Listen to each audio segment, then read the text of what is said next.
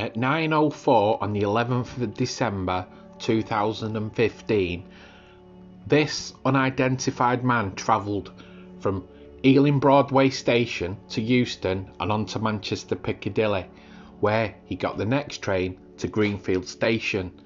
Here he walked up to the Clarence pub and asked about walking to Wimbury Stones. He was seen alive shortly after sunset at 3:59 by two RSPB staff members near the site in which his body was found the following day. Wimbury Stones is a rock feature at Dovestones Reservoir, known locally as India's Head. Here you can see why they call it the India's Head. It's tilted on its side. You can see a chin, mouth, nose, eyes and a headdress of what locals believe looks like an Indian man. I don't see it myself. The stranger, a white middle-aged male, had no ID on him, but the autopsy threw up some interesting clues as to where he could have been recently. There were signs that the man had been in Pakistan long before his death, and that included a 4-inch titanium surgical plate in his left femur near the hip that was only legally available in Pakistan at the time. There was also a container of strychnine, a poison used for rats and mice, but the label was printed in both English and Urdu. The police reached out to the Pakistani authorities and his fingerprints did not match any records in Pakistan, the UK or any other countries. There was no evidence linking him to missing person cases also. His picture was released to the media, but nobody knew who he was. Locals to Saddleworth Moor, where he was found, suggested he could have been Stephen Evans, a man who survived a fatal aeroplane crash in 1949. The plane crashed down near India's Head, but it was discounted after the BBC worked out that he was alive and well, and he worked at the London School of Hygiene and Tropical Medicine.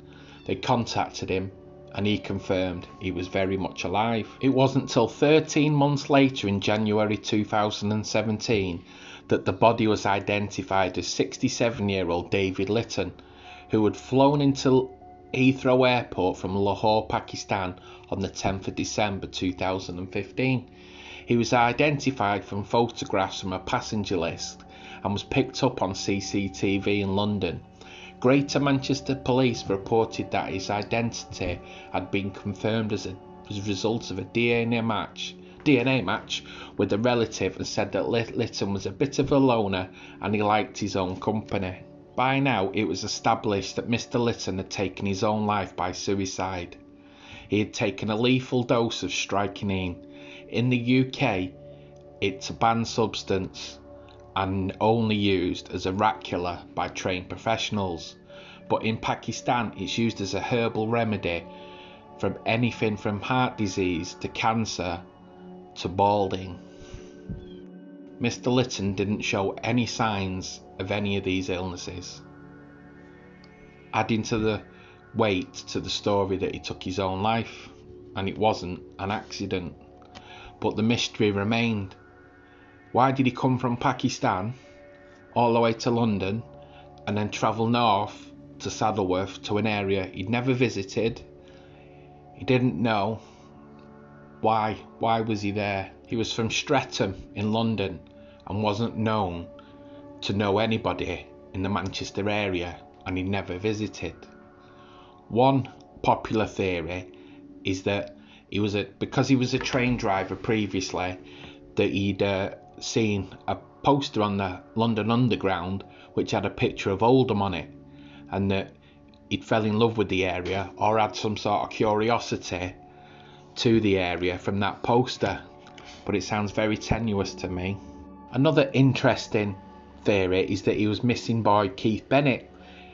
Keith Bennett was killed by the Moors murderers Ian Brady and Moira Hindley, and DNA has proved that it wasn't him.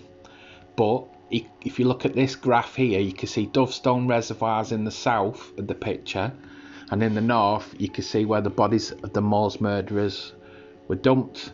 Maybe he had some sort of true crime interest or interest in the case. He certainly isn't Keith Bennett as people suggest, but it's a very interesting thought that this happened in the exact same area too.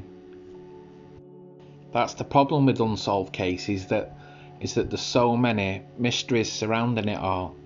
He's come all the way from Pakistan to this remote area of Saddleworth, just outside of Manchester, an area he didn't know people, an area he didn't know, and he's taken his own life there.